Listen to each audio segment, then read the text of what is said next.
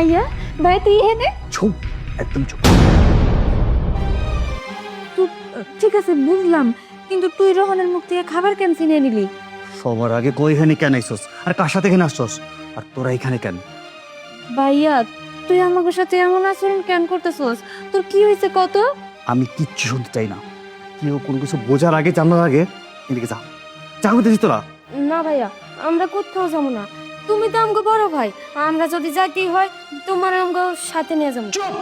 আর একটা কথা বলবি তো একদম গলা চিপা ধরবো। তুমি এগুলো কি করতেছো? একটা বাচ্চা ছেলের কাছে ভাত তুলছো? আরে না, দেখতে পাচ্ছ না কোত্থেকে না কোত্থেকে ফকিন্নির বাচ্চারা এসে এই দামি দামি চোখের মধ্যে বসে আছে। আচ্ছা ওরা এখানে কি করে আসলো আর ওদের কে নিয়ে আসছে? আমি নিয়ে আইছি। আব্বু আপনি নিয়ে আসছেন ওদেরকে? আর ওদেরকে এখানে কেন নিয়ে আসছেন?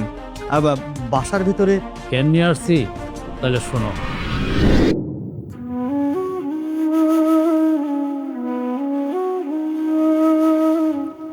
এ মেয়া যাইবা? হ সাহেব জামু। কই যাইবেন? ওই যে জমিদার বাড়ি। সাহেব 200 টাকা। 200 টাকা? ঠিক আছে চলো। আরে দাঁড়াও, 200 টাকাই আমরা তোমাকে দিব। আচ্ছা, তুমি একটা মেয়ে মানুষ হয়ে ভ্যান গাড়ি চালাচ্ছ কেন? তোমার বাবা বা বড় ভাই ব্রাদার কেউ নেই? না সাহেব, আমার আপন বলতে এই দুনিয়াতে কেউ নাই। তাই আসছিল একটা বড় ভাই, সেই মানুষটাও আমাকে ফালায় রাইখা কই যে চইলা গেছে আমরা কেউ কইতে পারবো না। তবে বাবা মা মারা যাওয়ার পরে বড় ভাইয়ের হাতে আমাকে 2 ভাই বোনরে তুইলা দিয়া গেছিল।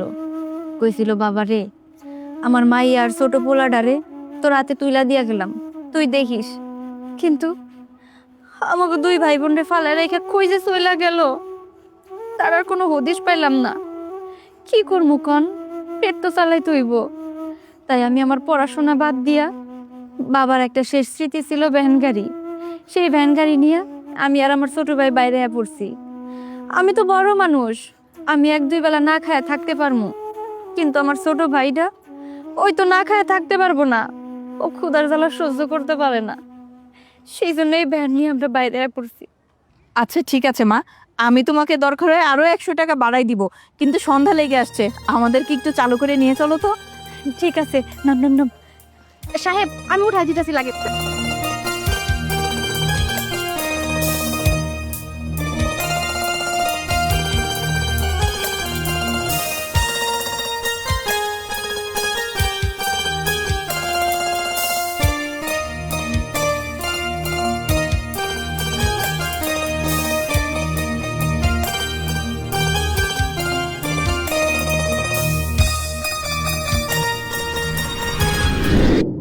ওর একটা ভাই ছিল অমানুষ, সেই অমানুষটা অগরাইখা কোথায় যে চলে গেছে আর খোঁজ নাই।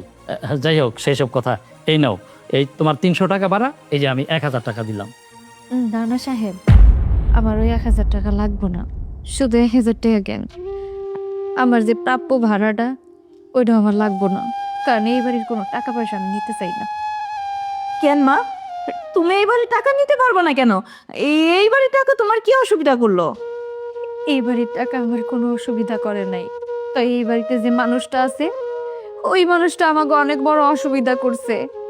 সাহেব ম্যাডাম, আপনারা জিজ্ঞেস করছিলেন না আমার ভাই কেডা, ওই মানুষটা কই আছে? আমি আজকে আপনাকে কইতাছি, ওই মানুষটা আমার চোখের সামনে আছে, আর কেউ না। আপনাকে চোখের সামনে দাঁড়ায় আছে এই লোকটা আমার ভাই। অবাক হইতাছেন? অবাক তো হওয়ারই কথা, আমি যা কইতাছি একদম হাসার কথা কইতাছি। আপনাকে যদি বিশ্বাস না হয় এই অনুষ্ঠানে জিজ্ঞাসা করে দেখেন। তাই আমি জানি ও সঠিক উত্তর দিব না। কেন দিব না জানেন? কারণ আমি এইটাও বুঝা গেছি যে এই বাড়িতে কেন আছে।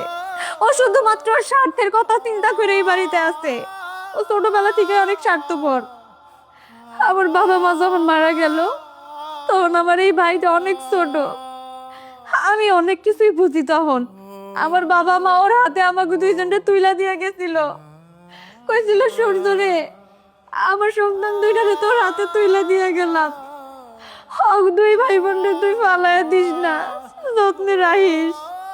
কিন্তু যত্ন তো দূরের কথা, এমন হেলাই ফেলাই আমাকে ফালাইয়া রাখা গেছে। আমরা মইরা আছি না বাইসা আছি এইটা আমার ভাই জানে না। ওই যে কইলাম স্বার্থ, আসলে আজকালকার দুনিয়ায় স্বার্থ ছাড়া কোনো মানুষ নাই। কিন্তু আমি তো তোর রক্তের বোন, ও তো তোর রক্তের ভাই। তুই কেমন করে পারলি না স্বার্থপরের মতো এতগুলো বছর আমাকে চাইরে থাকতে? তোর তোর মনের ভিতরে একটু কষ্ট হইলো না? আমাকে কথা তোর মনে পড়লো না? আমরা তো তোর পর না, নিজের মানুষ। তুই জানোস, বাড়ি থেকে বাইরে হয়ে আসার পর আমরা দুইজন তোরে কত জায়গায় খুঁজছি, কিন্তু কোথাও পাই নাই। কেমনে পামু? এত বড় পৃথিবী, এই পৃথিবীতে একটা মানুষে খোঁজা না অনেক কষ্ট হয়ে দাঁড়াইছিল। কিন্তু বিশ্বাস কর, আমরা দুইটা ভাই বোন সত্যি যেন এতিম হয়ে গেছিলাম। নিজের আপন বড় ভাই থাইকাও নাই হয়ে গেছিল। শোন, তুই বড় ভাই, বাবার সমতুল্য। তুই আমাকে ছাইরা গেল, আমি কিন্তু আমার এই ছোট ভাইটারে ছাইরা কোথাও যাই নাই।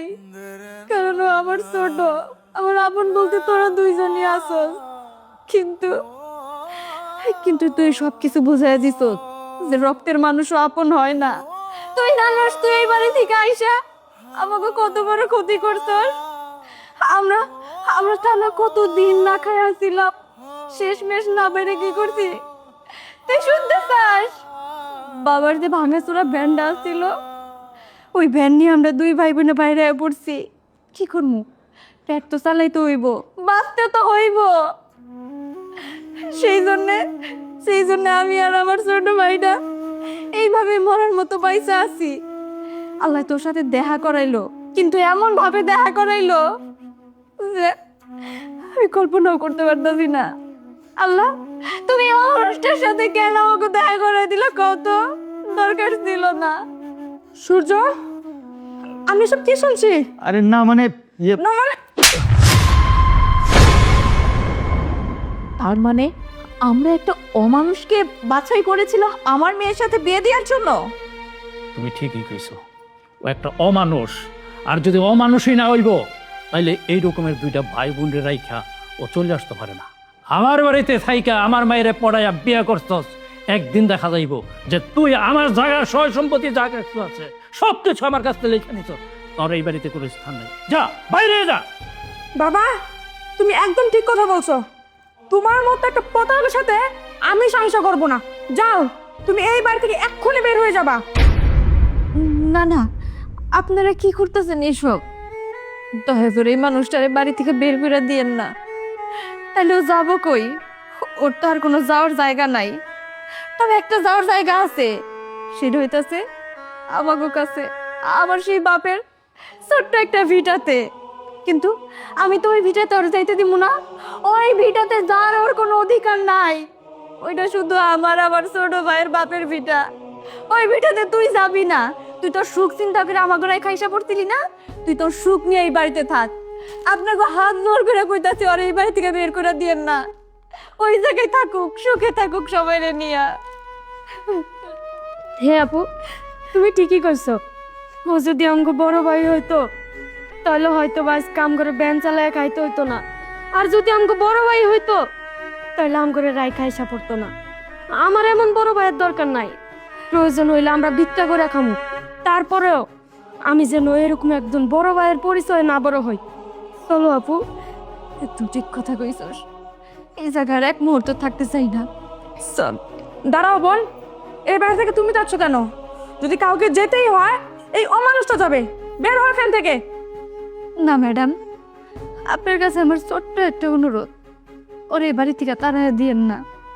আমি তো কইলামই, ওর যাওয়ার কোনো জায়গা নাই ওই আমার বাপের ভিটা ছাড়া। আর আমি তো আমার বাপের ভিটা এরকম স্বার্থপর লোক কোনোদিনও অনুমতি দেব না। তাই আমি চাই না ওর সুখটা এভাবে নষ্ট করে ফেলাক। আপনি ওর কাছে হাত জোর করে কইতাছি, ওর এই বাড়িতে থাকতে দেন, ও সুখ নিয়ে থাকুক। চল। কি হলো? তুমি এখনো কেন দাঁড়িয়ে আছো? বের হও, বের হও বাড়ি থেকে। আমি কেন বের হবো? একদম চুপ, আর একটা কথাও বলবে না। শুনছো না আমার মেয়ে কি বলছে? তুমি যে একটা অমানুষ, তোমার মতন অমানুষের আমার বাড়িতে কোনো জায়গা নেই। যাও, বের হয়ে যাও।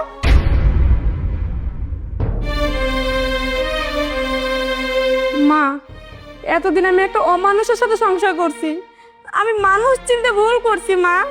না রে মা, মানুষ চিনতে তুই ভুল করিস নাই, ভুল তো আমরা করছি। আমরা একটা অমানুষের সাথে তোকে বিয়ে দিছি, একটা অমানুষকে আমরা বিশ্বাস করছি। মারে, তুই কোনো চিন্তা করিস না। তুই কি মনে করছস আমি ওর এমনি এমনি ছেড়ে দিব? না, যেই নাকি আমার মায়ের সাথে এই রকমের প্রতারণা করতে পারছে, যে আমার মায়ারে এত বড় আঘাত দিতে পারছে, আমি তার এমনি এমনি ছেড়ে দেবো না। আমি তার নামে মামলা করবো আর আমি জেলের ভাত খাওয়া ছাড়বো।